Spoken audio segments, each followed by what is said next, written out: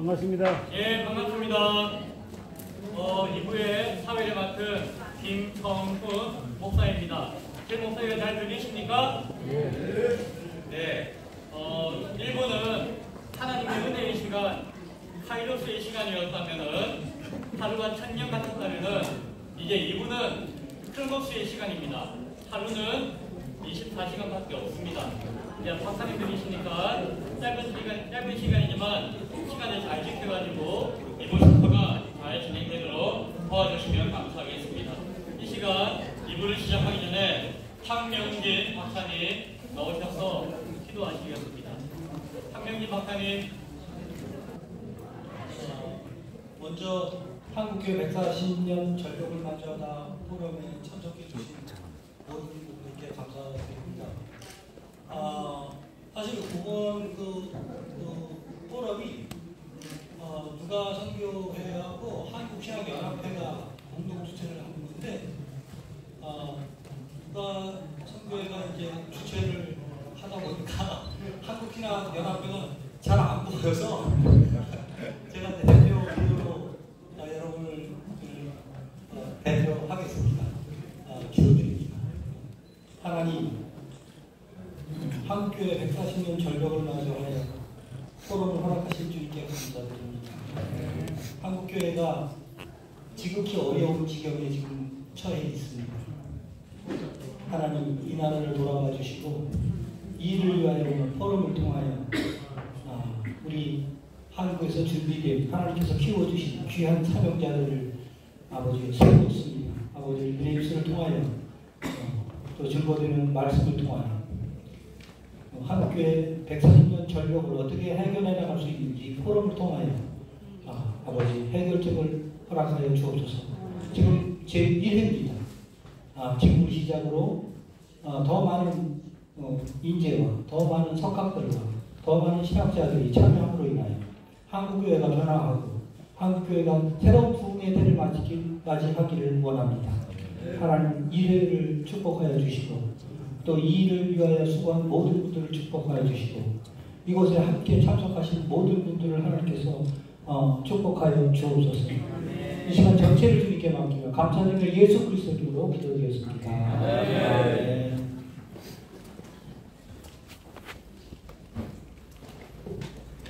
신학 포럼이 준비를 시작한 지가 수개월이 되었습니다. 준비위원회를 형성하고 이를 위해서 기도하고 마음을 모아서 이제 시작했습니다. 이래기 때문에 많이 부족할 수 있지만 그러나 오늘 발제하시는 분들은 잠시 준비하신 분이 아니라 평생의 연구와 사역 가운데 오늘 발제를 하시는 것입니다. 그리고 지금 발제하는 시간이 이번 신학 포럼의 중심이고 메인이고 핵심입니다. 이 시간을 꼭 경청하셔서 놓치지 않는 지혜로운 여러분 되시기를 바랍니다. 발제자의 시간은 30분, 최장 40분, 논찬자는 5분, 최장 10분입니다. 그리고 시간이 많지 않기 때문에 한 텀이 지나고 난 다음에 5분 동안 잠깐 화장실 가실 분은 갔다 오시고 바로 5분 뒤에 이제 발제를 하는 식으로 이 시간이 시작되어지겠습니다. 이 시간 첫째 시간은 한국기독교회사 세계사적 정기라고 하는 주제로 민경배 연세대학교 명예교수이신 민경배 박사님 발제해 주시고 이어서 대전신대 의학학 교수이신 박요한 교수님께서 원찬해 주시겠습니다. 두 분 앞으로 나오실 때에 박수로 환영하겠습니다. 이렇게 직접 뵙는 것은 개별적으로 뵙는 것은 처음인 것 같은데 영광스럽게 생각합니다. 우리 민경배 박사님 나오셔가지고 발제하실 때에 많은 경청 바라고 또 이 시간을 잘 지켜주시기 바랍니다. 감사합니다.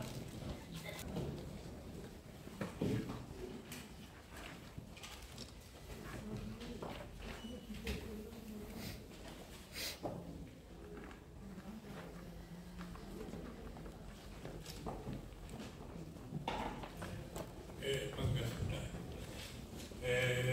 저는 민족교회사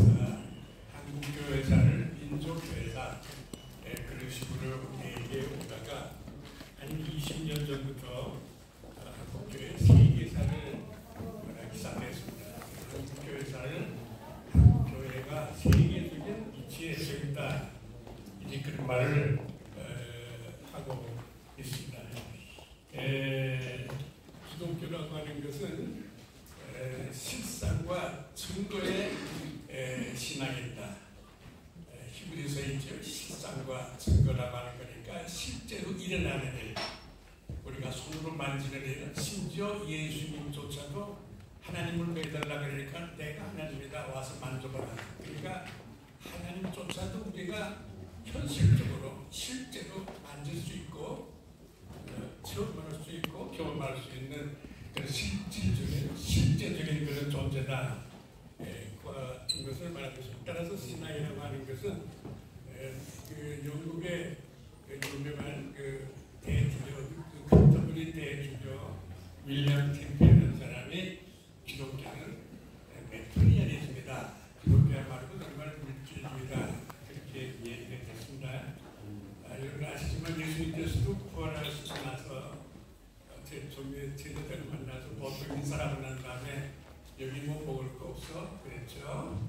그리고 갈릴리 호숫가에서도 제자들 만나기 전에 미리 다 먹을 거를 고기를 구워서 준비해 놓고 계셨고, 이런 의미에서 기독교라고 하는 것은 실상과 증거의 신앙이다. 그렇게 생각하면은 역사가 어느 만큼 중요하다고 하는 것을 알 수가 있습니다. 우리나라에서는 지금 민족교회사라고 하는 것은 일제 때 그런 것을 생각하고 해서 하다가 최근에 와가지고 세계가 한국에 대해서 엄청난 평가를 이상하기 때문에 제가 제기를 세계교회에서는 세계사적인 관점에 속아야 되고 세계사의 계시록이다. 그런 말을 제가 하고 있습니다. 여러분 아시지만은 우리나라 중국이요 저렇게 땅이 넓어진 것은 호선지 때문에 넓어졌습니다. 호선지가 가서 땅을 넓혀서 세계적인 주가를 만들었고, 옛날에 7세기, 8세기 경에는 제가 이제 3시 10분까지 그렇죠? 3시 10분까지 30분 이내에 끝나려고 합니다. 옛날에는 7세기, 8세기는 항해권이 동해권하고 남중국해하고 인도양 이렇게 세 개가 있었습니다. 각각 독립되어 있었습니다.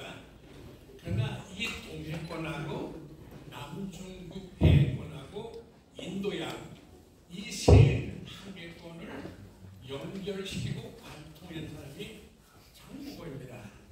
따라서 중국에서는 장보고를 자기 나라 사람이라고 도처에 큰 기록을 세워놨는데, 우리는 장보고를 또 아는 사람도 있고 모르는 사람도 있고 그런데 사실 세계를 관통시킨 사람이 장보고다.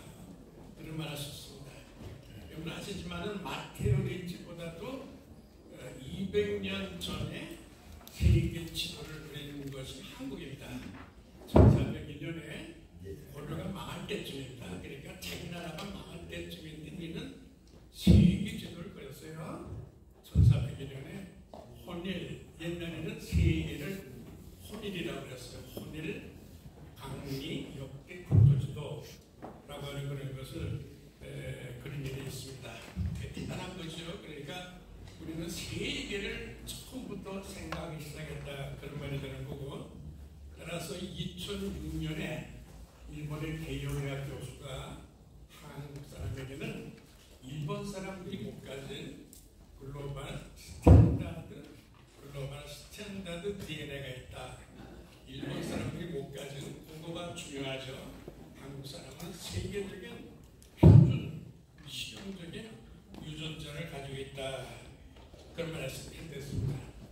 여러분 아시지만은 우리나라가 일본의 정리조약이라고 해가지고 일본의 나라를 다 뺏겨서 행정기구가 다 일본 사람들이 와서 차지했어요. 행정기구 조정이라는 게 다 그 사람들이 와서 실제로 일상했던 때가 1907년 정리조약 때인데, 정리조약 때 한국교회가 최초의 전국적인 조직을 만들었어요. 여러분 우리나라가 경원 그러니까 부산에서 신의주까지 철도가 뚫린 게 1906년인데 1907년에 한국교회는 전국적인 조직체를 만들었고 전국의 동력을 구원할 수 있는 유일한 동력 체계가 그때는 기독교밖에 없었어요. 그러니까 저 한경도 꼭대기에서 그리고 강원도 산골짜기에서 그리고 전라도 경상도 황해도 산골짜기에서 그때는 뭘 타고 있겠어요.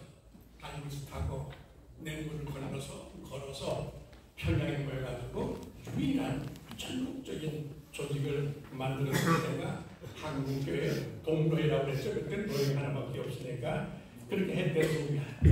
그런데 그때가 종기조약이라고 해가지고 일본한테 나라가 거의 다 뺏겼을 때인데 전국적인 조직을 만든 한국교회 동로회에 천정에 만국기가 걸려졌어요. 세계 국기들이 걸려졌는데 지금 자기 나라가 망해가지고 지나라 하나 정착하지 못하는 그런 편에 우리는 만국기를 부르고 만국을 생각하셨다 그런 얘기입니다.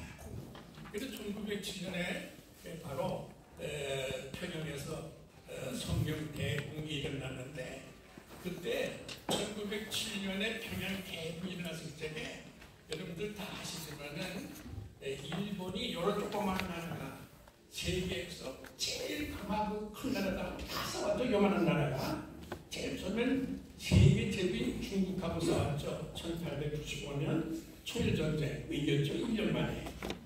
그 다음에 1905년에는 노일전쟁이라고 해가지고 러시아하고 일본하고 싸웠는데 그때 러시아는 세계적인 제국입니다. 땅이 동양에서 서양에 걸쳐 있고 그리고 기독교 역사가 제일 길었습니다. 원래 기독교가 로마죠. 수도가. 그러다가 콘스탄티노플 이사 왔죠. 그러다가 마호메트 군사들이 많아지니까 모스크바로 갔어요. 그러니까 모스크바가 사실 기독교의 셋째 수도라고 볼 수 있습니다. 그러니까 지금 모스크바에 그런 탑들 있잖아요. 모스크바 광장에. 그게 다 본래 기독교의 건물들입니다. 그러니까 러시아는 제3의 로마 제국이라 할 정도로 기독교의 중심지였는데 세계의 땅이 제일 넓고 기독교 역사가 제일 긴 백인, 서양, 기독교 백인, 서양, 기독교, 러시아를 일본이 요만한 나라가 1년 만에 때려부쉈어요. 그래서 세계가 굉장히 놀랐죠. 그래서 세계에 기사들이 나뉘고 그랬는데 1907년에 평양에서 대붕이 일어나가지고 이 몰락했던 세계 기독교를 다시 세계 무대 위에 올려놓은 것이 한국 기독교입니다. 그때 세계적인 그런 사람들이 다 와가지고 세계적인 그런 신문사, 원의 신문사, 뭐 화제 롱라든가 뉴욕 타임즈라든가 필라델피아 프레스, 시카고 크로니클 같은 그런 대단한 신문 기자들이 다 와가지고 한국 교회를 보고 그때 새벽기대가 보니까 그때 메가더의 아버지도 왔댔어요. 평양에 새벽기대가 보니까 1907년도에 일본이 러시아를 때려부셔가지고 기독교가 다 땅에 떨어진 그때 한국에서 성령 대붕이 일어나가지고 그때 메가더 아버지도 가고 뉴욕 타임즈 기사도 가보니까 1월달인데 평양에서 새벽기대 6,000명이 모였어요. 새벽기대 6,000명이 어디에 앉아요? 그러니까 뭐 이 방 안에 교회당 안에는 한 몇 명은 들어갔고 저 바깥에 눈보라 치고 춥고 바람이 타는 그런 엄동사람의 추운 1월달에 평양에 바깥쪽에 가마니를 깔고 앉아서 예배를 보더라고요. 그래서 바로 기독교가 러시아 때문에 몰락했던 세계의 기독교를 다시 역사에 등장시킨 것이 한국 기독교예요. 그때 아까도 말했지만 세계의 거대 신문들이 와가지고 이런 글을 썼어요. 세계에 지금 양대 국가가 등장한다. 하나는 군사대국 일본, 하나는 기독교대국 한국. 그때부터 한국 기독교는 세계의 기독교 국가가 된 거예요. 세계적인 기독교 국가가 되고 바로 한국에서 몰락했던 기독교가 다시 역사에 등장했다. 그래서 프린스턴 대학교의 교수인 헨리 반 다이크라는 사람이 너무 기뻐서 찬송가를 줬어요. 다시죠. 기뻐하며 경배하세요. 영광의 주 하나님. 그게 바로 그때 준 찬송가예요. 기독교가 다시 살아났구나. 모든 의심그룹 사라진다. 그 의심그룹 사라져요. 그래서 하나님께 영광 돌려보낸다라면 기뻐하며 경배하세요. 영광의 주 하나님. 예? 이런 거가 그때 준 찬송가입니다. 그렇게 해가지고 1907년도에 놀라게 기독교가 다시 부흥하는 그런 물결을 타고 정미조약에 우리나라가 일본한데 모든 행정기관이 뺏겼지만은 그때 한국 기독교는 전국적인 조직을 만들고 만국기를 걸었다 그런 얘기인데 그 동로회로 제1장 첫쪽 동로회로 해외로 제1첫째글이 천한만국의 복음을 전한다 그거예요. 여러분 한국교회는 지나라가 망했는데도 불구하고 호텔 강리 역대 독도지도를 그렸고 지나라가 일본한테 다 뺏겼는데도 불구하고 만국교회를 그려놓고 그리고 그 처음에 만든 전국적인 조직인 교회 회의록 제일 첫 장에 만국의 복음을 전한다. 그런 것을 썼다. 그런 얘기예요. 여러분들 1907년에 이륙 윤치호라는 사람이 찬미가라는 걸 만들었어요. 거기에 애국가가 처음 들어와요. 그러니까 애국가는 윤치호가 처음 만들기 붙이라고 둘째는 황제성이 들어와요. 찬송가 속에 황제성이 들어와서 그게 좋은데 그 15장밖에 안 되는 찬송가 속에 이런 찬송가나 여러분들 우리가 부르고 있는 조국방 오름산인데 그 찬송가는 저 북방 그린랜드 오름산과 인도 산호성과 아프릭 돈 모래 그러니까 세계의 기독교를 전한다는 찬송가를 15장밖에 안 되는 찬송가를 편집한 윤철의 찬미가 이미 나온다 그런 얘기예요. 여러분 한국교회는 세계를 생각하고 세계를 품고 세계를 향해서 걸어가는 그런 기독교가 됐다. 그런 거다. 그런 얘기입니다. 우리나라가 이렇게 하는 그 세계적인 그런 의식을 가진 그런 그 교회로 발전하고 우리가 부르는데 오늘 저는 한국교회 역사에서 몇 가지 중요한 계기가 있었다. 첫째는 1884년에 기독교가 들어와서 우리가 지금 140주년이 됐다 그러잖아요. 그런데 실제로 성경이 번역된 것은 그보다도 2년 전인 1882년에 우리나라 말로 성경이 번역돼서요. 만주에 있는 신양에서 서상영, 김진아, 백홍준, 이승화 이런 사람들이 존 로스라고 하는 스코틀랜드 국립성서공회 들어보세요. 나셔널 바이블 썼어요. 저 스코틀랜드. 제가 그 말씀 잘 들었죠? 나셔널 바이블 소사이어티 스코틀랜드. 여러분들 이거 제가 말할 때 느끼는 거 없어요? 스코틀랜드에는 성서고회가 국립기관이에요. 나셔널 소사이어티예요. 이런 나라를 만들고 싶지 않습니까? 성경을 만드는 거가 성경을 파는 게 국가기관, 정부기관이에요. 우리나라가 되겠어요? 안 되겠어요? 그 선교사를 왔던 존 로스가 서상열 같은 사람들하고 같이 누가복음을 1882년에 만주 봉천 신양에서 그것을 만들어냈다. 자 그러면 1882년이면 기독교 들어오기 2년 전인데 그때에 그 성경을 만들었겠어요? 그거 한국 사람들이 무슨 영어를 알아? 그 사람들 다 그 사람들도 작돌배들이에요. 거기 다니던 사람들이 솔레 작돌배들이에요. 그 사람들이 국민학교에 나왔어요. 중학교에 나와서 아무 배경이 없는 사람들이에요. 그리고 존 로스는 한국말 하나요? 어떻게 성경을 번역했을까? 최소한 7, 8년부터 시작했을 거예요. 1870년대부터 시작했을 거예요. 그때부터 예수 믿고 성경 번역하고 또 어떻게 활자를 만들어요? 여러분들 다 보셨어요? 그 활자 다 손으로 깎았어요. 손으로 깎아가지고 어떻게 그 활자를 만들어요? 이거 연구하는데 우리가 몇십 년 걸려야 될 거예요.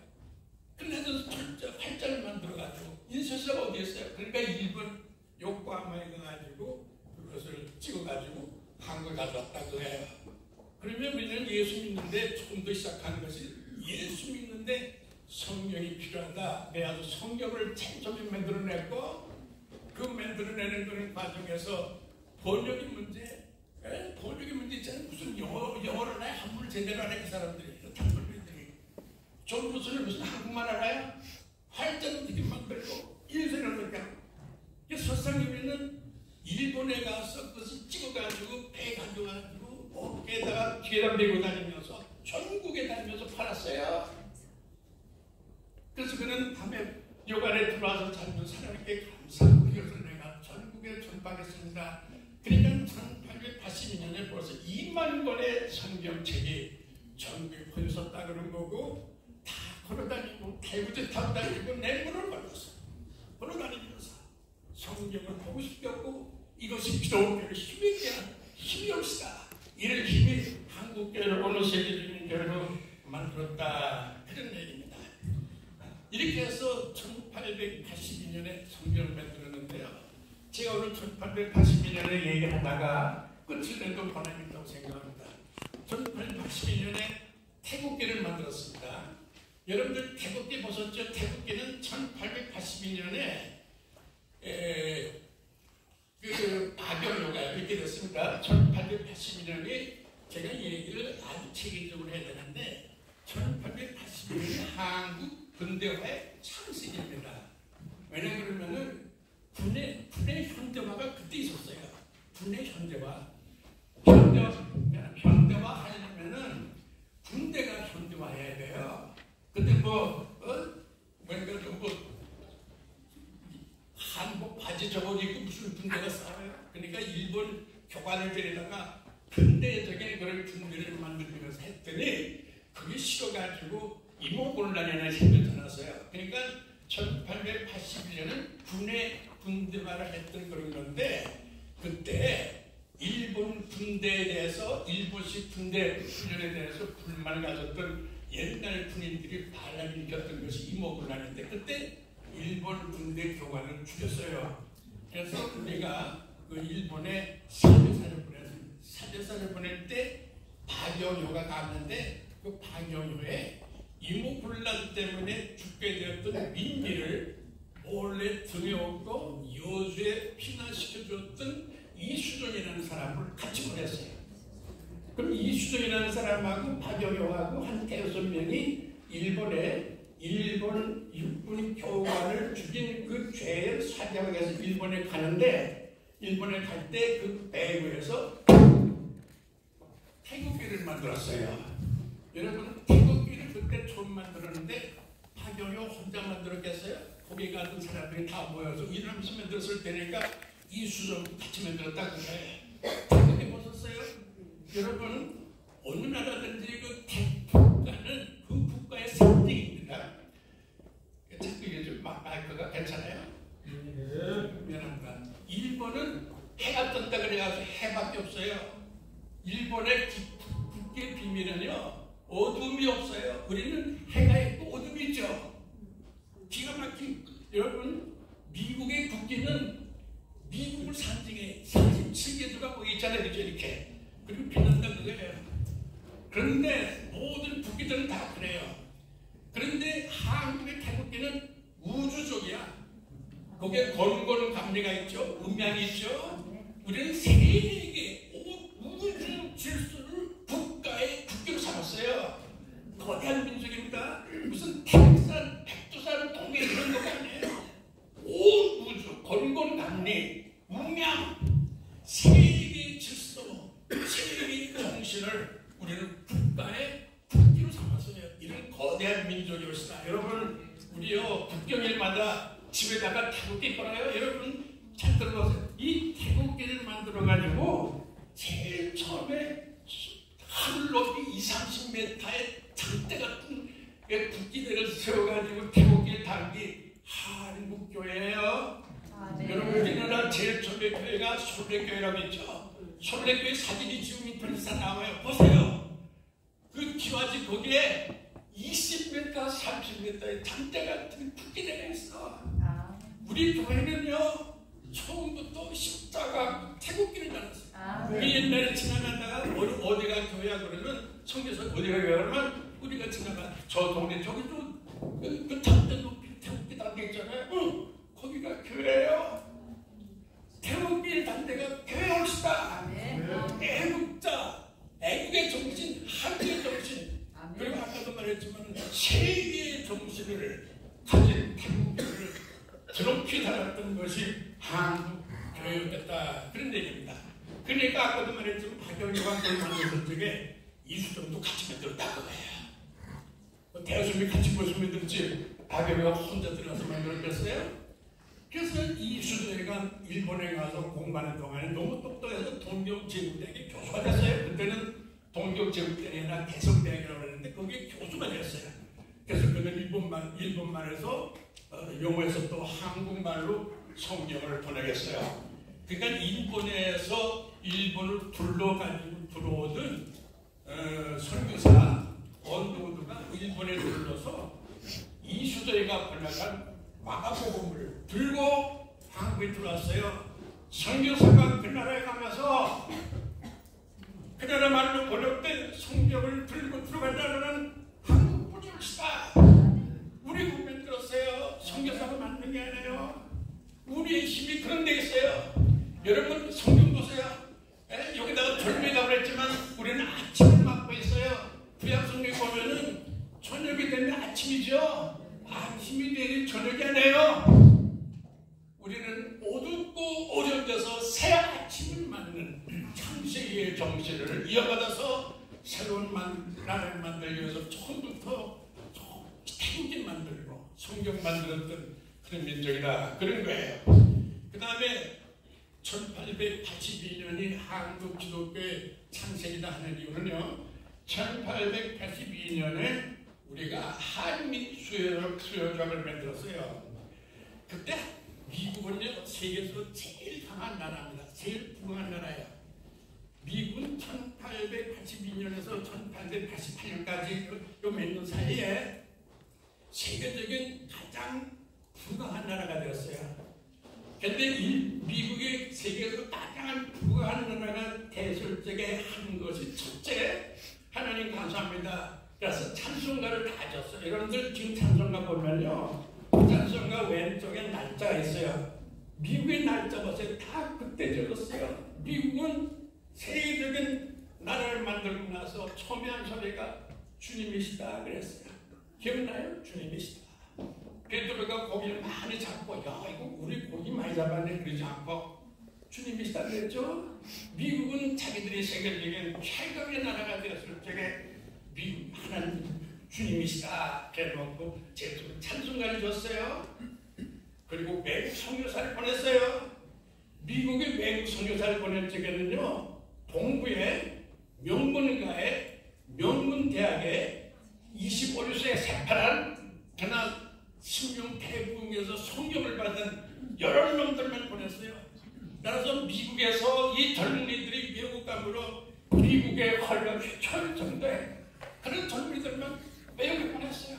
우리나라에 온 선교사들 다 어마어마한 가문들, 어마어마한 집안들, 어마어마한 자격을 가졌던 그런 젊은이들이 우리나라에 왔는데 미국이 세계적인 나라가 되었을 적에 제일 처음에 한 거가 주님이시다. 그래서 찬송가 짓고 외국 선교사 보내고 10년 대국회를 열었어요.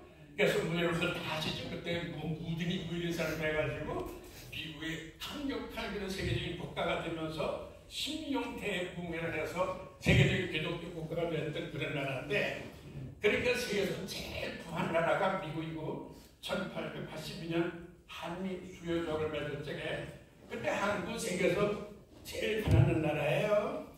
여러분들 우리나라가 얼마나 가난한가 그러면은 잘 들어보세요. 언론에 쓴 책을 보면은 우리나라가 너무 가난해서 외국에 지나가는 배들이 우리나라 해안가를 지나갈 적에 해안가가 너무 새파랗고 솔나무들이 많아가지고 무서워하면은 이 나라가 뭐가 많은 나라다 그래가지고 침공할까봐 언론에 책 보면은 가슴을 쭈그리고 싶어요. 우리나라는요 3년마다 해안가를 불태웠어. 아무도 없는 나라입니다라는 걸 보여주기 위해서 해안가를 다 불태웠어요. 그렇게 가난했고, 그리고 미국 사신들이 들어드는 서대문가, 현조동, 홍제동 이런 쪽에는 절대로 2m 이상의 집을 못 지게 했어요. 중국 사신들이 들어올 적에 여기 보고서 한국은 부자나라니 그럴까봐 한국은 가난한 나라가 돼서 한국도 가져갈 게 없네 라는 걸 보여주기 위해서 가난을 시위하는 동네가 현조동, 홍제동 그런 데예요. 그쪽에는 옛날에 2m 이상의 집을 못 짓게 했어요. 바로 이영도가 거기 살았어요. 그러면서 예수님을 만났댔죠. 이런 것들이 있는 그런 나라가 한국입니다.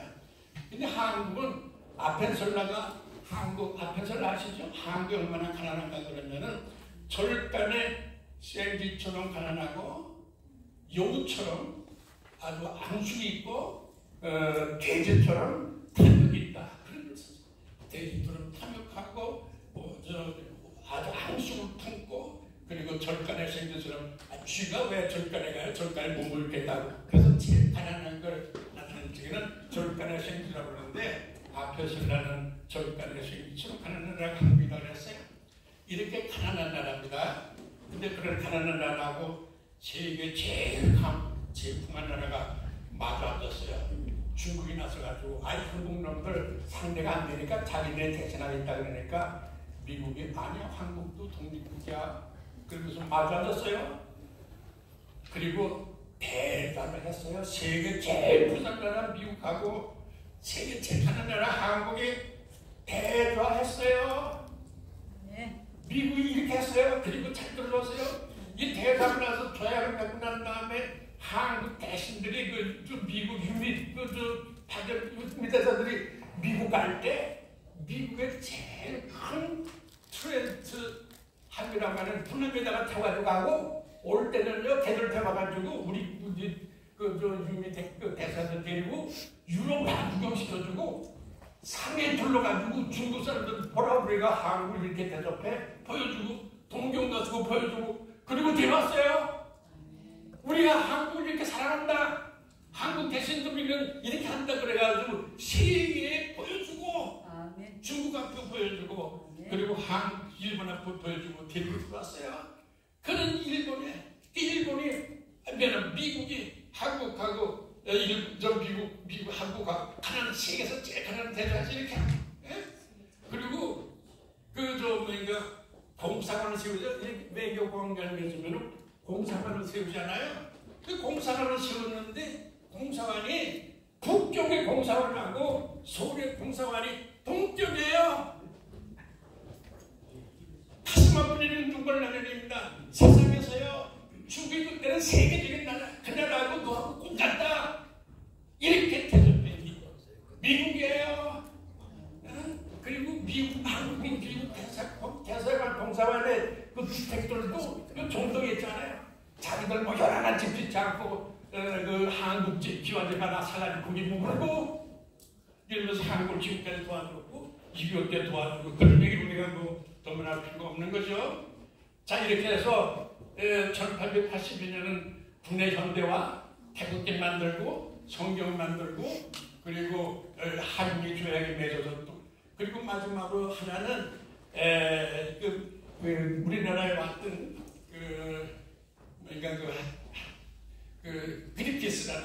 그리피스라는 그 미국의 학자가 있어요.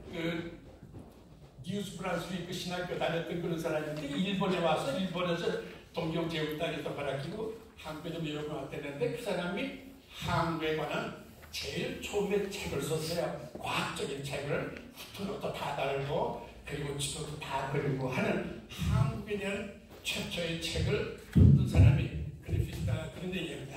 여러분 한국교회는 1884년에 시작한 것이 아니라 1882년에 시작했고 그때 우리들은 태극기를 만들고 성경을 만들고 세계에서 제일 강한 기독교 국가 미국하고 같은 태자에서 나가 지어나갔고 성경을 책을 냈고 이렇게 해서 한국 근대교회가 시작했습니다. 여러분 시간이 나갔습니다만은 한두 가지만 얘기하고 끝내겠습니다. 여러분들 BBC 아시죠? 미국의 BBC, 영국의 BBC가 바로 속주일 전에 이런 말을 했어요. 지금 세계에서 제일 창조적인 새로운 것을 만들고 나가고 있는 대단한 나라가 한국이다 그랬어요. 한국은 식민지에서 오래 시달렸고 6.25 사변을 겪어서 500만 600명의 사상자가 되고 전지폐화되고 시달리고 파괴되고 그냥 나라인데 이렇게 지금은 세계에서 제일 모범적인 1등 국가로 가는 창조적인 세계 모델이다. 그런 말 했어요. 여러분 미국의 존 홉킨스 대학의 국제관계학 교수 할 브랜드라는 사람은 2024년 1월 1일자에 이런 큰 얘기를 CNN에서 했어요. 한국 여러분들 국내에서 여당 야당 싸우지 말고 인도양에 진출하시오. 인도양에 진출하시오. 태평양에 진출하시오. 들어보세요. 인도양을 우크라이나 전쟁 너희들 해결해달라고 해요. 세계가 우리한테 우크라이나 전쟁을 해결해달래. 존 홉킨스 대학의 국제관계학 석좌 교수예요. 그 사람이 세계 정세를 다 아는데 너희들이 우크라이나 정세 해결하려다 지금 중공이 자꾸 남쪽으로 진출해가지고 이 필리핀하고 호주하고 지금 싸움하려고 이렇게 하달래요. 그 태평양 문제 한국 해달라.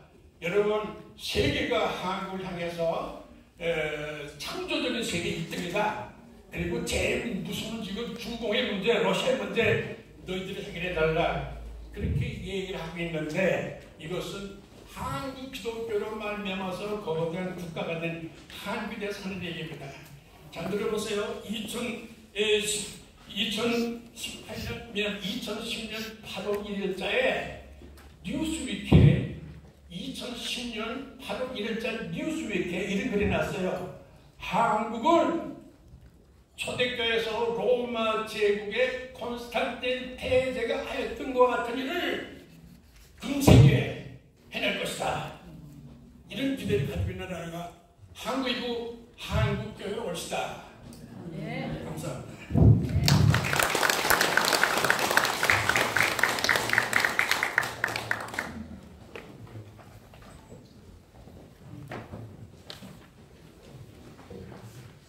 이제 이 뜻깊은 존경하는 민경대 목사님과 더불어 잘하게 됩니다. 기쁘게 생각하고요. 시간이 사실 우리가 여러 행사로 인해서 쉽지 않습니다. 그런 시간인데 그런데 개인적인 얘기 하나를 하려고 합니다. 제가 대학원 시절에 민 박사님부터 배운 제자입니다. 사실 이 자리에 지금 스승과 제자가 발제자와 논제자로 있는데 개인적인 이런 한 가지 드리고 싶어요.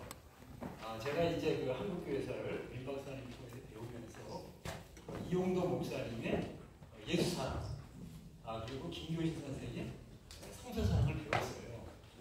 그런 가운데 이제 제 아내가 이제 아들을 갖다가 이제 임신했는데 민 박사님의 태몽을 꾸는 거예요. 그래서 제가 이제 그래서 이제 아들을 낳으니 그 아들의 이름을 도신이라 하라. 그래서 제 아들의 이름이 도신입니다. 그래서 이용도 목사의 도자, 진의 도자, 그리고 김교회 선생의 신자, 신하신자. 그래서 진리의 사신이라고 하는 그런 우리 박도신이라고 하는 아들을 낳고 그 아들이 이제 세월을 흘러서 2주 전에 목사 안수를 받고 두바이에서 선교사로 출국을 좀 한 상태입니다. 그런 상태에서 지금 이제 민 박사님과 이런 자리를 마련해서 우리가 지난 알렌 선교사에 의한 140주년 한국 기독교 역사를 다시 돌아보면서 우리의 모습이 어떤가를 생각해 보는데 결론만 먼저 얘기하면요. 한국 기독교 100년의 역사는 그야말로 설명이 불가능한 하나님의 엄청난 특별한 섭리 가운데 세계적인 그런 유래가 없는 교회 구성이 이루었습니다. 그런데 100년 자체가 다 끝났습니다. 그리고 40년이 지났습니다. 그럼 그 40년 동안 이제 한국교회가 굉장히 쇠퇴했다 이렇게 얘기하는데요. 부드럽게 말하면 내리막길을 가는 거고요. 거칠게 말하면 말아먹고 있다 라고 하는 그 말씀을 여러분과 이제 같이 생각을 하면서 제가 이 논차를 이제 준비를 했습니다.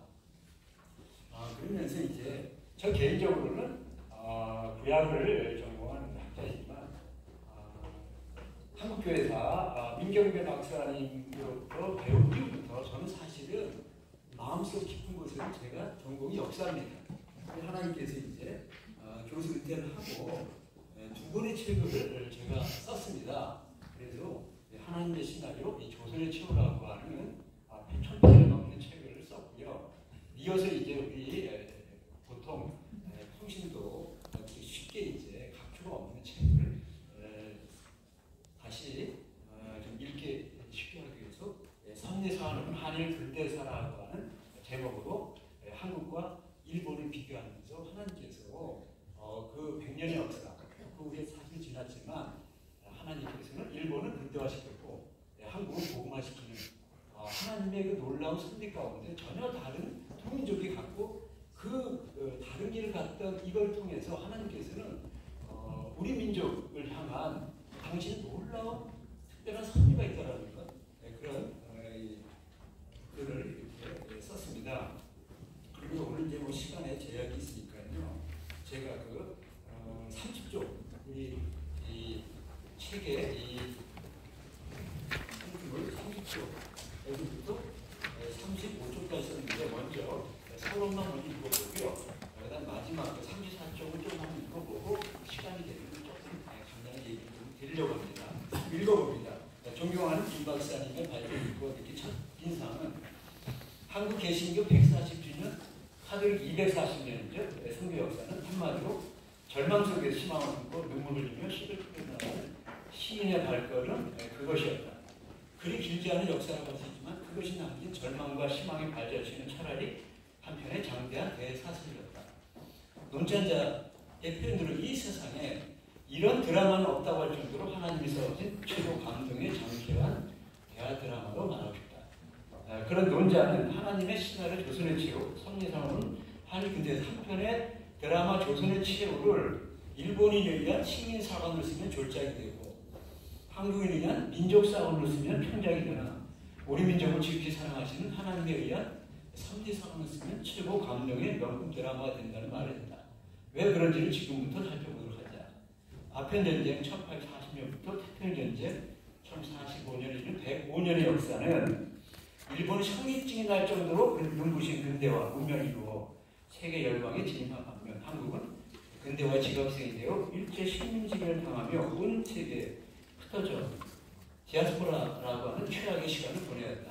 그런데 이러한 외형적인 모습과 달리 이 시기는 우리조차 잘 알지 못하는 하나님의 특별하고 놀라운 섭리 가운데 한민족 복음화와 세계 선교라는 위대한 세계를 이루어지는 사실입니다.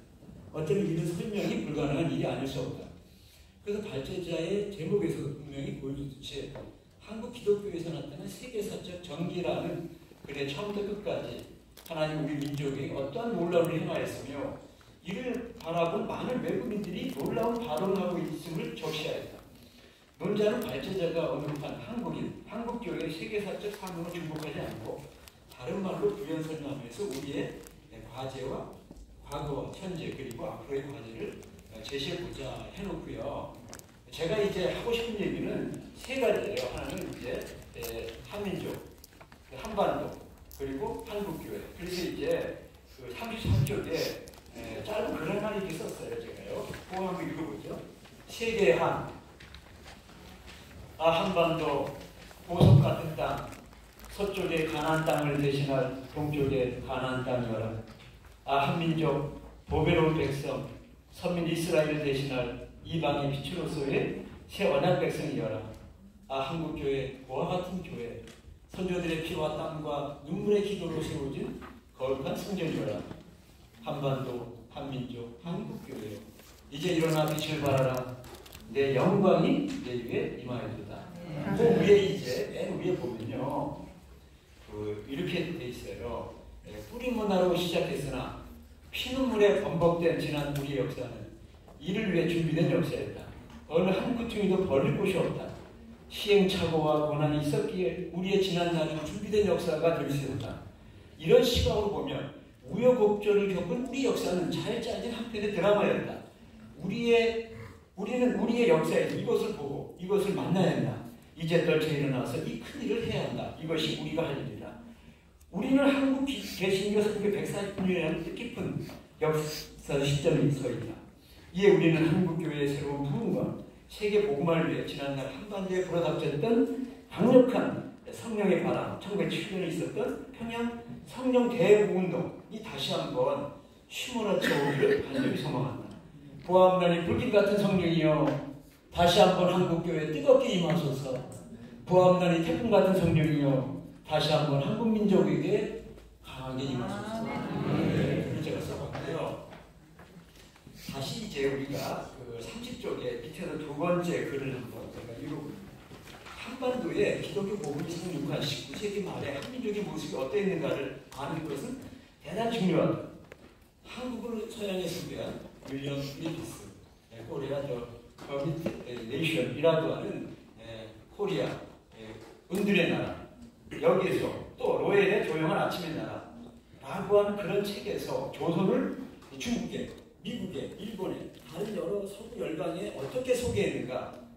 조선은 오물과 악취가 가득 찬 비문명적 세계라고 저들이 소개했다는 거예요.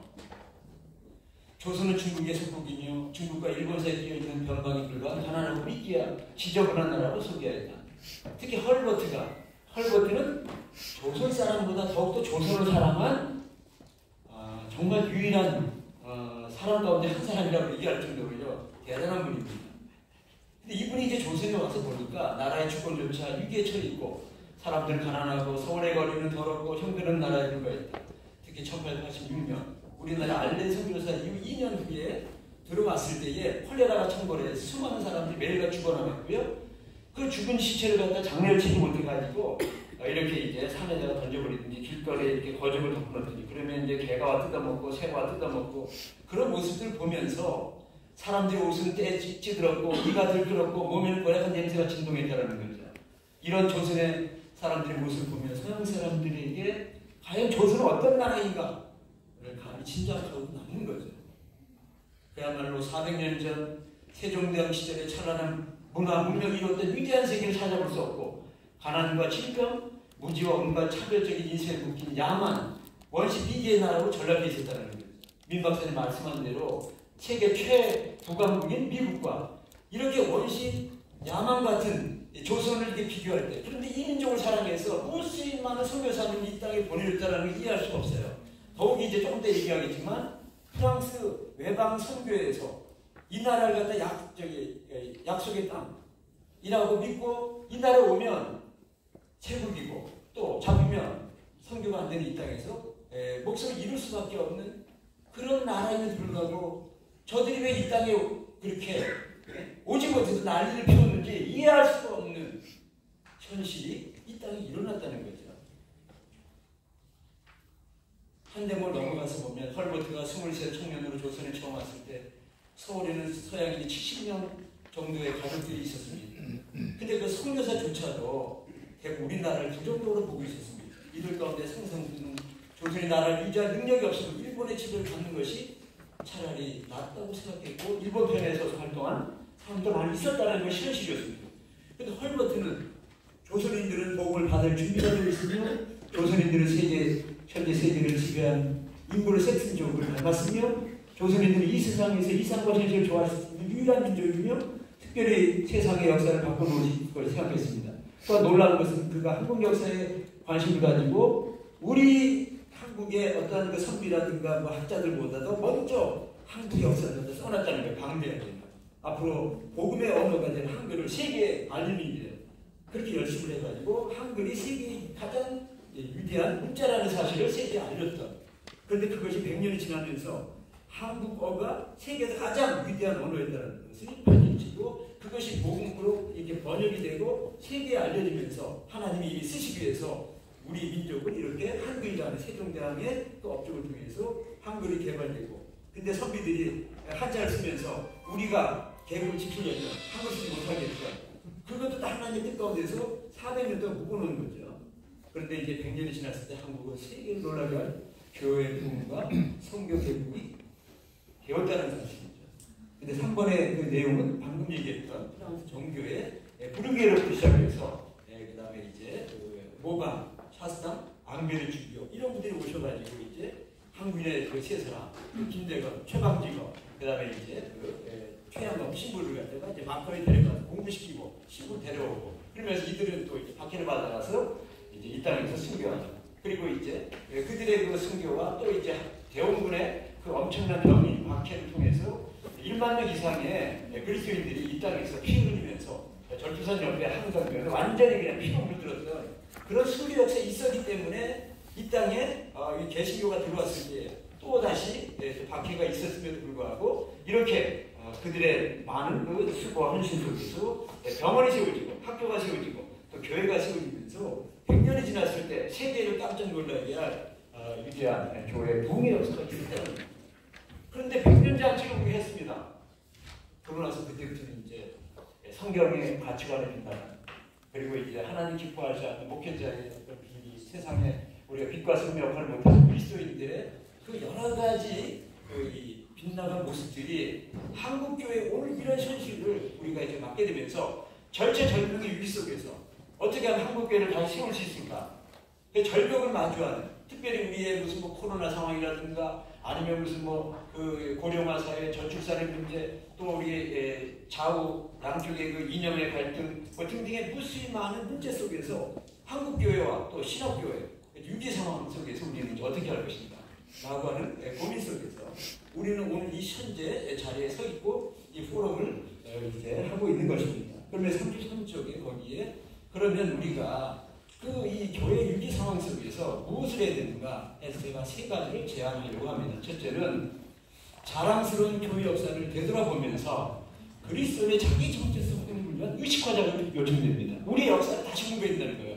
얼마나 위대한 민족이고 하나님은 이 민족을 위해서 어떠한 그 무수히 많은 선교사님들을 보내시고 한국의 그 위대한 그 목사님들의 그 헌신을 통해서 오늘 이렇게 한국교회가 일어났는데 오늘 우리 후손들이 한국교회에 대해서 얼마나 자부심을 갖고 있거나 아니면 한국교회에 대해서 또 무엇을 하고 있는지에 대한 우리 고민을 할 필요가 있고 그래서 이제 한국교회가 한국 사회가 이토록 선진국 대열에 들어선 것은 선조들의 헌신과 선교사 희생의 결과라는 사실을 우리가 믿는 자들, 믿지 않는 자들에게 공부하고 가르치는 일을 절실히 요청된다. 그래서 역사교육의 중요성을 상당히 강조해야 된다는 것이고요. 둘째는 교회론에 대한 신학적 패러다임의 전환이 요청된다는 겁니다.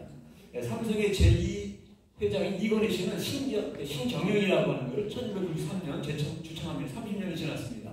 그래서 지금 세계 최고의 우리가 이제 명품이 되고 인류가 되었다는 것. 그래서 우리가 다시 인류의 그런 교회, 불가품이 없는 그런 교회가 되어야 된다는 것이고요. 세 번째는 참된 제자도를 우리가 이제 세워야 된다는 의미에서 이제 신학적 패러다임이 다시 요청되면서 부활의 신학을 통해서 우리가 영생을 얻은 우리가 이제 이 세상에 이제 제자도로서 값싼 은혜가 아닌 값비싼 은혜로서의 그 새로운 그리스도인의 삶을 정립해야 된다. 그런 말씀을 하면서 제 논천 답을 여기에 마치겠습니다. 고맙습니다. 발제와 논탄을 해주신 두 분 교수님께 다시 한 번 더 감사의 박수 드립니다.